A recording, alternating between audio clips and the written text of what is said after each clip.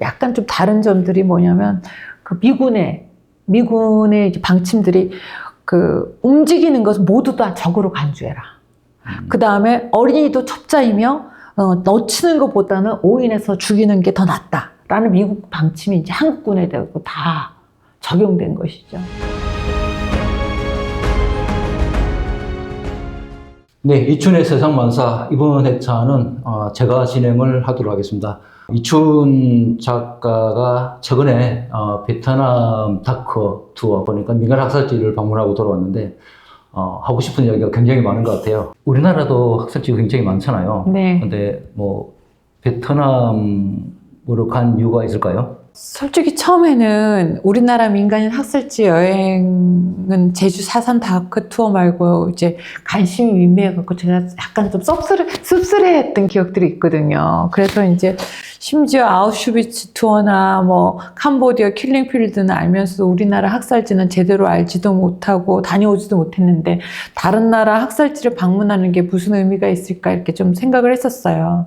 근데 이제 지금 우리 지역에 한교에서 주최하는 평화순례기행 이렇게 하면서 이제 기획된 이 기획에 같지 않으면 이 기회를 못 갈 것 같기도 하고 또 이제 그 구장 감독이 빠진 딜레마 이게 진짜로 그 민간인 학살 문제가 우리 사회 전반에 들이온 그림자가 큼에도 불구하고 참 이렇게 접근하기가 되게 쉽지 않은 이 문제에 대해서 해답을 찾지 않을까 이런 이제 그런 것들이 좀 감이 있더라고요. 근데 뭐 마음이 움직이는 대로 갔는데. 저도 예, 그 베트남 쪽으로 가서 그 민간 학살지를 한번 들러보고 싶은 생각들이 굉장히 많았거든요. 네. 근데 그때마다 이 막히는 부분들이 너무 많아요. 나는 이제 뭐 아시다시피 우리 이제 국내에 여러 가지 뭐 전국을 막 돌아다니면서 학살지 다녀봤는데 이제 그 아픔을 현장에서 뭐 거의 체험하듯이 느꼈었는데 이 베트남에 가면은 그쪽 유족분들을 차마 볼 수 없을 것 같은 이제 뭐 그런 뭐 두려움이 있어요. 네. 네, 뭐 그런 데 있어서 마음만 지금 잔뜩 들고 있는데 이번 여행에서 그러면 베트남 어느 지역 학살지를 방문을 한 건가요? 저희는 뭐 다낭으로 내리긴 했지만 호이안에서만 이제 딱 있으면서 그 네 군데를 방문했었거든요. 네 군데, 한 세 군데는 이제 우리 한국 분들이 했던 학살지와 한 군데는 이제 미군이 그 했던 미라이 학살지 그곳에 갔었습니다. 근데 제가 이제 맨 처음에 뭔가 돌파구를 찾지 않을까라는 좀 기대감이 좀 그냥 막연하게 있었거든요. 근데 갔다 오면서 좀 그런 것들을 확실히 역사 현장에 답이 있다고 그 구장 감독이 가끔씩 저보고 이렇게 현장에 답이 있다, 라는 얘기를 제가 좀 실감할 수 있었습니다. 아마 거기에서도 뭐 유족분들 만나보셨을 거 아닙니까? 그분들 생각이나 뭐 입장 반응 같은 게 있었을 것 같은데요. 맨 마지막 유적 비나이 학살, 비노아라고 하는 그 학살지에 갔을 때 저희가 이제 위령비에서 이제 교회에서 갔기 때문에 추모 예배도 드리고 미안해요 베트남의 노래도 부르고 있는데 지나가던 농부께서 오시더니 이 학살지 명단들을 얘기를 하시면서 이 두 사람이 자기 가족이었고 자기 등을 보여주시면서 자기도 총격을 그 당시 받았다. 그때가 1966년도에서 있었던 거거든요. 그게 145명 정도 마을에서 이렇게 했었는데 그 사람들이 워낙 그 마을에는 한국군 증오비까지 돼 있었는데 지금은 이제 위령비로 바뀌어 있더라고요. 근데 그 분들이 우리가 가려고 하는데 파파야를 갖다가 막 나무에서 따갖고 주시는 거예요. 고맙다고. 그래서 우리가 이제 돈이라도 지불하려고 했더니 그분께서 필요 없다고. 근데 이제 그분들이 좀 생각들이 제가 물어봤거든요. 그러니까 안내하시는 분들한테 여기에 대해서 그 사람들은 어떻게 생각하냐 그랬더니 그분들이 베트남 분들은 승전국으로서 자부심이 대단하시더라고요. 그러면 우리가 미국에 싸워서 이긴 유일한 나라다. 그렇기 때문에 우리는 지금 과거보다는 우리가 혁명을 했지만, 민족해방전쟁을 했지만, 우리가 인민이 가난하고 나서는 무슨 소용이 있느냐. 그래서 우린 과거보다는 미래를 달려나가겠다라고 했는데, 저는 이제 첫 번째 방문했던 곳이 그 함의마을이었어요. 함의마을. 그곳에는 1968년도에 우리 한국군의 학살에서 한 145명 정도가 학살됐던 곳인데, 그곳에 그 문이 들어갈 수가 없었어요. 왜 그러냐면 그 위령비를 갖다가 월남 참전 복제 그분들이 이걸 갖다 돈을 모아가서 했는데, 거기 뒤에 그 위령비 뒤에다가 그 이제 희생자들이 자기네들이 당했던 사례를 갖다 이렇게 그냥 아무 그거 없이 썼는데, 거기에 청룡부대가 말이 있다고 그걸 지워달라고 한 거예요. 이 돈을 냈다고. 그러면은 그 위령비를 세운 주체가 네네. 우리 한국의 뭐 시민단체나 그런 쪽에서 세웠다는 겁니까? 아니요, 월남 참전 네. 전후 복지. 아, 네. 그러니까 2001년도 월남 참전 전후 복지회가 이제 이 돈을 모아갖고 했는데, 2001년도에 이제 비문의 내용을 문제 삼아가 지어줄 것을 요구했어요. 그 비문의 내용이 어떤 것이었냐면, 1968년 음력 1월 26일 학살당한 135명의 동포를 기리다. 1968년 이른봄 음력 1월 26일 청룡 병사들이 미친 듯이 와서 양민을 학살했다. 함의마을 30가구 중에 135명이 죽었다. 피가 이 지역을 물들이고 모래와 뼈가 뒤엉켜 섞이고 과거의 전장이었던 이곳에, 이게 이 얘기를 했는데, 가장도 없이 실제로 서술한 비문을 갖다가 쓴 서술한 비문을 갖다 지우라니까 이분들이 이제 완전히 반발을 한 거죠. 아니, 그는 월남 참전 전후 복지회는 아마 그 기획 의도라든지 그런 것들은 좋았다고 보는데, 네. 이게 본심이 이게 아니었다고도 볼 수 있는 거잖아요. 그렇죠. 그러니까 이게 진심 어린 사과가 아니었다고 볼 수 있는 게, 우리가 이렇게 흔히 이야기를 하잖아요. 진실 규명이 되고 난 이후에, 그 다음에 가해자의 진정 어린 사과가 있고 난 이후에야 하해가 올 수 있다. 우리는 이 단계를 우리나라는 못 거치고 있거든요. 근데 그런 단계도 없이 비문 하나, 우리가 그 당시 랜드에서 비문 하나 세워졌는데, 거기서는 사실을 기록한 걸 두고 왜 이걸 좀 지워달라고 요구를 했다 그러면 청룡부대. 네. 청룡병사라고 하는 이걸 지워달라고 얘기를 그러면은 하잖아요. 그쪽 유족분들은 다시 욕을 보인 거죠. 그러니까 그쪽에 있는 분들이 그 함의마을에 있는 DN 증사 인민위원회 주석 응웬바이라는 사람 고칠 생각 없습니다. 우리 돈으로 세웠으면 증오비를 세웠지 위령비를 세우지 않았을 것입니다. 라고 반발했고, 결국 학살의 참상을 표현한 위령비의 비문은 수정되지 않았지만 그 대신 비문은 연꽃 그림으로 지워져 버린 거예요. 나 같으면 폭발을 시켜버리겠다.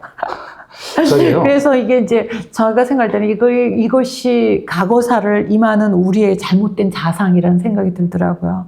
가해자로서의 태도도 아니고 피해자에 대한 상처만 더 준 것이지 않습니까? 그게 이제 첫 번째 함의마을에서의 학살 그것들 보면서 제가 굉장히 비 오는 날인데 씁쓸한 마음을 진짜로 금할 수가 없었습니다. 아, 이게 바로 그들은 이제 과거는 과거다. 라고 하지만 우리는 아직도 현실이 지속되고 있다는 거죠. 이게 그 문제가. 아니, 과거가 과거라는 것들이 아니라 과거가 있었기에 오늘이 있는 거고. 그렇죠. 오늘을 바탕으로 하고 또 미래가 펼쳐지는 것들인데 과거는 과거다 해서 끊을 수 있는 문제는 아니잖아요. 이제 그들의 문제는 그들은 이제 지금 미래를 그거 하니까 그들은 과거는 과거로 그 과거의 상처로 우리는 지금 남북이 통일됐고 우리는 이제 예세를 갖다 물리칠 수 있었다라는 걸로 되지만 우리는 아직도 이 역사를 갖다가 부정하고 왜곡하는 것들이 이제 연결되어 있다는 거죠. 바로 우리가 한국 전쟁 민간인 학살에 대해서 우리가 제대로 진실들이 규명되지 않고 그 역사를 부정하고 왜곡됐기 때문에 베트남 전쟁에 가서 또 그런 민간인 학살을 자행하고 또 1980년대 강주 학살이 이루어지지 않았나라고 저는 생각을 하고 있습니다. 그리고 다른 방문지도 있었을 것 같은데요. 예, 이제 그 다음에 이제 그 함의마을 다음에 저희가 갔던 데가 폭립폭릉마을이었었거든요. 폭립폭릉. 그쪽은 그 함의마을도 그렇고 폭립폭릉마을도 같은 경우에도 1968년도에 있었던 이제 청년 그곳에서 있었던 일인데 그곳 같은 경우에는 이제 이 마을에 우리 해군이 우리 그 군인이 지나가다가 대민 지뢰에 밟은 거예요. 실수로. 그러니까 이제 우리나라 군인이 다치니까 이거에 대한 보복으로 분풀이로 이제 그 마을을 갖다 습격했는데 그 마을은 워낙은 아주 우호적인 마을이었어요. 심지어 미군이랑 자매결연까지 맺어갖고. 그랬더니 이제 그곳에서는 한국군들이 이렇게 하리라고는 상상도 못한 상태 속에서 막 보복살인이었기 때문에 무자비하게 포격 사격하고 또 막 잔인하게 학살을 한 거예요. 그게 한국 전쟁기 동안에 네. 뭐 우리 그 당시 국군도 이렇게 국내에서도 군 형식으로 그렇죠. 자기들이 당해놓고 그렇죠. 주민들한테 복수를 하고. 예. 자기들한테 실수로 이게 지뢰를 밟아가고 다쳤는데, 근데 이것은 이제 좀 약간 틀린 것들 중에서 하나가 약간 좀 다른 점들이 뭐냐면, 그 미군의 이제 방침들이 움직이는 것은 모두 다 적으로 간주해라. 그 다음에 어린이도 첩자이며, 넣치는 것보다는 오인해서 죽이는 게 더 낫다라는 미국 방침이 이제 한국군에 대고 다 적용된 것이죠. 그 베트남전에 있어서 민간 학살에 대한 책임은 미국이 가장 큰 거네요. 그렇죠. 예. 그 당시 뭐 우리나라에서 이승만이 예. 했던 이야기들처럼. 예. 폭립폭릉마을에서의 70여 명을 학살했지만 아기들, 어린아이들, 완전 비무장 민간인들 이런 것들이 좀 가슴 아팠었고요. 저희 돌아가면서 이제 거기 한교에서 주최했기 때문에 다 학살지마다 기도를 올리시는 이제 다 이렇게 정해져 갖고 저희가 하는데 그럴 때마다 미안해요 막 이런 말보다 우리가 이런 비극을 제대로 직면해야 되는구나라는 생각을 좀 들었습니다. 아까 지금 뭐 미기군 쪽에서 뭐 어린애까지 적으로 간주해라는 그런 류의 지시가 내렸다면은 비단 뭐 우리 한국군뿐만 아니라 미군 쪽에서도 학생이 많았을 것 같은데요? 네, 그렇죠. 그게 대표적인 게 저희가 맨 처음에 갔던 곳이 이제 함의마을 갔었고요. 그 다음에 두 분이 폭립폭릉마을 갔었고, 이제 미군 학살지 중에 미라이, 손미마을에서의 이 지금 됐던 곳들은 전부 다 1968년도에 있었던 거거든요. 그 당시 아마 구정 이때 제일 많이 이제 공세하는 것들을 반구정 공세로서 했었던 것인데, 손미마을이라는 미라이 학살지였는데, 그곳에서는 미군 26명이 그 마을 주민 504명을 죽인 것이에요. 끔찍하네요. 왜냐하면 어떻게 그럴 수 있느냐라고 하면 그들은 아무 무기도 없고 이들은 폭격과 이런 것들을 다 대포나 이런 것들을 다 가지고 이렇게 있었는데 이 미라이 학살지에 그 당시 카메라 기자라든지 기자들이 이걸 다 보도를 하게 되면서 이 베트남 전쟁이 얼마나 추악한 전쟁인지를 사람 폭로하게 된 거예요. 저는 거기 이제 제가 미라이 기념관도 세워져 있거든요. 그리고 이거 재판에도 회부돼 있었는데 딱 한 사람만 이제 처벌을 받았었거든요. 26명 중에서 한 명만. 근데 그게 3년밖에 안 받았어요. 500년, 4명을 죽였는데 한 명밖에 안 받았는데 이게 사진 하나가 이렇게 있어요. 막 생존자 중에서 여자가 막 울면서 하고 한 사람은 이제 젊은 엄마는 아이를 안고 있는데 자세히, 그러니까 밑에 주석에 보니까 자세히 이렇게 여자가 이렇게 옷을 갖다가 단추를 막 이렇게 잠그는 그런 장면이었었어요. 근데 이렇게 밑에 해설을 보니까 바로 성폭행을 당하고 바로 다음 순간에 카메라에 찍힌 것이고 카메라가 도는 순간 그들을 다 살해했대요. 이게 전쟁의 참혹함인데 전쟁이 수행되는 동안에 이런 학살 사건은 필연적으로 일어날 수밖에 없어요. 이게 사람이기 때문에 뭐 그 가지를 두둔하고자 하는 것들이 아니라 우리 지역에도 한 분 계시잖아요. 자기가 파병돼 가지고 있었던 그때 가졌던 생각들 이게 특히 젊은이라면은 이 감정 통제가 어렵고 더군다나 뭐 자기 친구 막 죽어는 감정 통제가 어렵고 그러다 보면 이제 필연적 학살이 일어나는데 그래서 이제 우리가 이 전쟁이라는 것들을 반대하는 이유가 이 인간이 통제할 수 있는 부분들이 아니거든요. 그래서 뭐 전쟁이라는 것들은 이 참혹함을 알고 이제 반대를 해야 되는 부분들이고 지금까지 이제 그 말씀을 하셨던 부분들은 1968년 네. 도에 이랬다는 얘기입니까? 제가 아까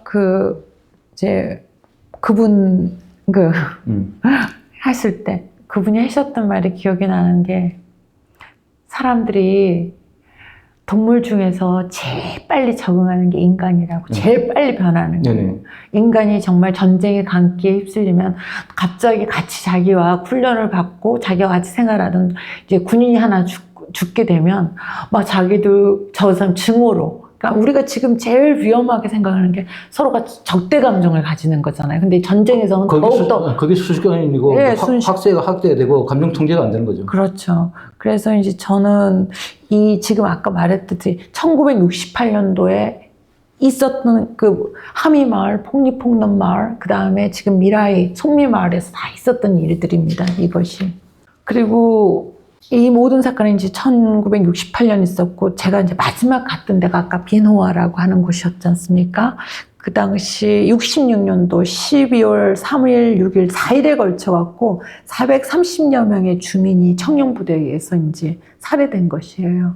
그 중에 그걸 때 아주 자세히 적어놨는데 268명이 여성이었고요. 임산부가 7명이었고 2명은 강간뒤에 살해된 것이라고 이렇게 그 증오비에 다 기록이 돼 있었어요.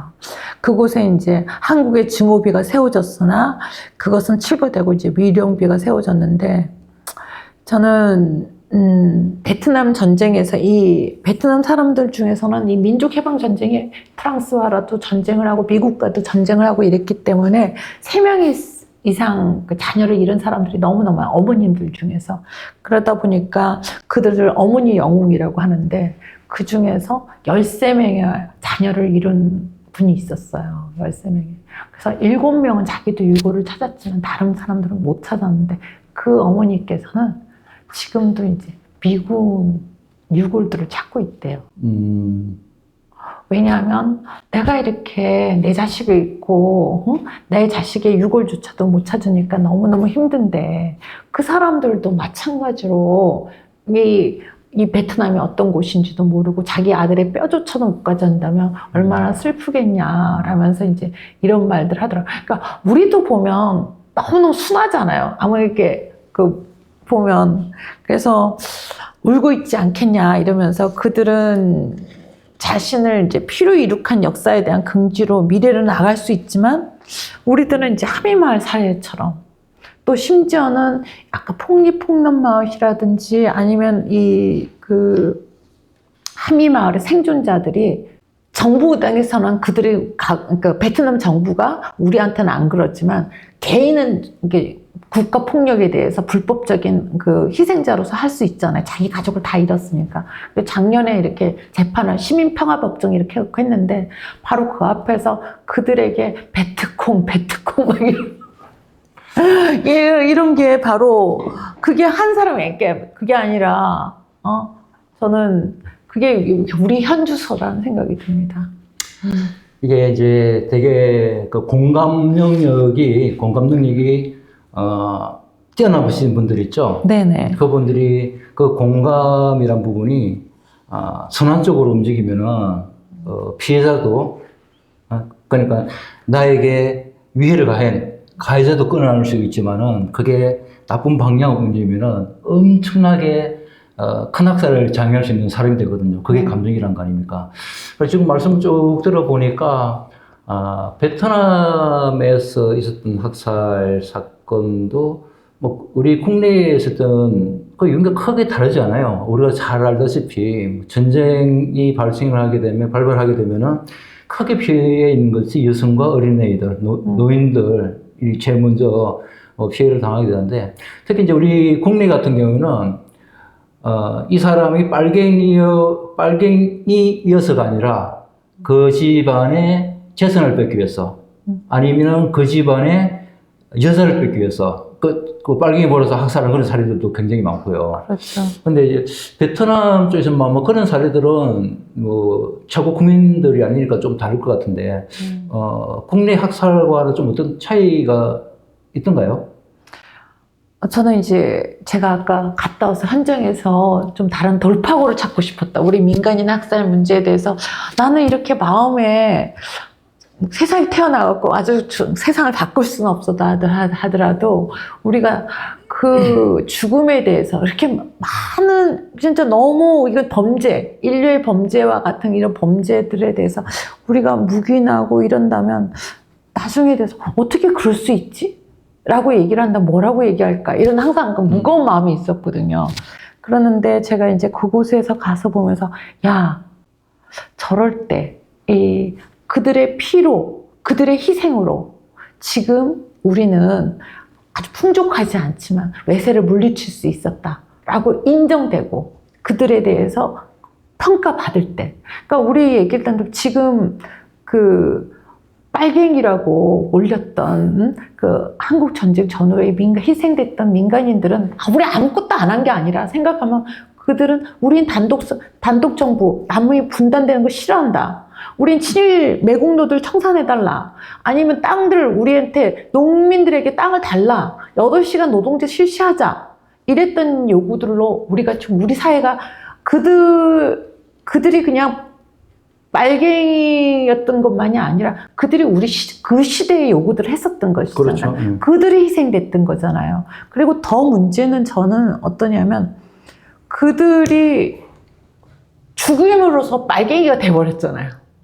빨갱이가 아니라도 빨갱이 되고, 예. 그래갖고 대부분 그 유족들이 피해자임에도 불구하고 빨갱이 자식이라고 손가락질 받고 수모를 당하면 살았었잖아요. 그들에 대해서 인정되지 않는다면 우리는 이 무거운 마음을 이제 같이 우리가 동조했던 이웃의 불행에 대해서 우리가 외면하고 심지어는 우리가 같이 가해자가 됐던 이 죄의식에서 벗어날 수 없을 거라는 저는 생각이 들더라고요. 아, 우리 사회가 진짜 나아져고 그것에 대해서 제대로 조명될 때만이 우리가 좀 이 마음을 덜 수 있겠구나라는 그런 제가 이제 좀 그런 희망들 그런 것들을 좀 갖게 됐어요. 아, 우리 사회가 정말 그들을 인정해줄 때 인정해주고 그들이 정말 힘들었었구나. 그러니까 유족들 중에서 그런 분들 많잖아요. 그 감독님한테 막 얘기해주고 나서 마음에 나 이제 좀 한을 풀었다라는. 얼마 전에 네. 얼마 전에 아니라 어제 경북 김천에 계신 유족 한 분이 전화가 왔더라고요. 제 전화번호로 찾아서 뭐 이리저리 묻고 이제 전화를 했는데, 이번에 이제 자기 아버님이 이제 보도연명으로 돌아가셨는데 진실 규명이 되었대요. 이야기 좀 들어보니까 이제 철도 공무원이었어, 이거 당시. 철도 공무원들이 그 당시에 보도연명으로 가입돼 많이 돌아가셨거든요. 그래서 진실 규명 되었는데 제 영화를 다 봤대요. 그래서 갑자기 내 생각이 나가지고 고맙다고 인사도 할 겸 그런 부탁을 하고 싶다고 이제 경북 지역에 좀 학살 사건을 만들어 달라고 했는데, 제가 지금 이제 여력이 없어서 정리 이제 거절을 하곤 했는데, 아마도 뭐 그런 심정이겠죠. 지금 이제 베트남에서 유족분들이 직접 만나서 이야기 듣고 보니까 하고 싶은 이야기 더 많죠. 아니, 왜냐하면 저도 이제 기억에 나는 게 우리 유족들 중에서 저도 경남 유족회 이제 증언 할 때 유족들 증언을 받았잖아요. 근데 한 분이 그러시더라고요. 이 얘기를 해달라고 이제 했을 때 세상이 정말 좋아졌나? 세상이 정말 변하긴 변했나 보다. 이 얘기를 들으러 또 다 오고. 저는 그 말을 좋아졌어요라고 얘기했는데 세상이 또 다시 이렇게 됐을 때 제가 내가 사기를 쳤나? 그분들이 이렇게 겨우 세상에 나왔는데 다시 그분들을 갖다가 다시 지하로 보내야 되나? 막 이런 가슴에 압박감 같은 것들이 항상 있었거든요. 그런데 우리 사회가 정말 밝아져야 된다. 갑자기 그 생각이 나네요. 레드2 마지막 장면에 나오는 옥순 할머니? 네. 이름 정확히 기억이 안 나는데 그분이 마지막에 그런 이야기 하잖아요. 좋은 세상이 온 것 같긴 같은데 아직도 남북이 갈라져 있지 않느냐. 맞아요. 그래서 자기는 그 옛날에 그 세상이 대도를 가서 겁이 난다. 그렇게 이야기를 하거든요. 네. 혹시 뭐 추가로 더 하고 싶은 이야기 있을까요? 아니, 이건 진짜 끔찍하지만 끔찍한 것을 끔찍하다. 또 구자한 감독처럼 200명밖에 보지 않아도 이 영화를 누군가 만드는 사람이 있다는 것은 의미 있다. 예, 당연한 것을 당연하다고 얘기하려면 우리가 용기가 필요한 세상인 것 같아요. 하지만 이제 이런 것 속에서도 우리가 말을 해야지만 우리가 존엄하다는 거. 우리도 같이 그 동조자가 될 수는, 알고서는 동조자가 될 수는 없지 않습니까? 예, 그래서 저는 이 문제에 대해서 좀 아프지만 최근에 노벨 문학상 받았다고 우리가 한호만 할 게 아니라 그 내용들을 보면 거기에 이런 얘기가 있어요. 손가락이 잘려갖고 손가락 봉합 수술을 하거든요. 근데 봉합 수술을 할 때 이 봉합이 되려면 계속 거기다가 봉합 수술한 자국을 다 바늘로 찔러야 된대요. 그래야지 피가 통한다. 계속 연결된대요. 그래서 저는 이게 엄청 상징적인 의미라고 생각을 하거든요. 우리가 너무 끔찍해, 너무 보기 힘들어 하지만 직면해야 될 역사가 있다. 그래야지만 우리가 되풀이하지 않는다라는 그런 생각이 드는 거예요. 제가 어떨 때는 막 이게 너무 구 감독님도 우리도 아마 모두 다 트라우마했는데 트라우마에서 끝나는 게 아니라 다시 그게 현실로 나타난다면 정말 우리는 미래 세대들에게 죄를 짓는 것이다 라는 생각이 들었습니다. 네. 네.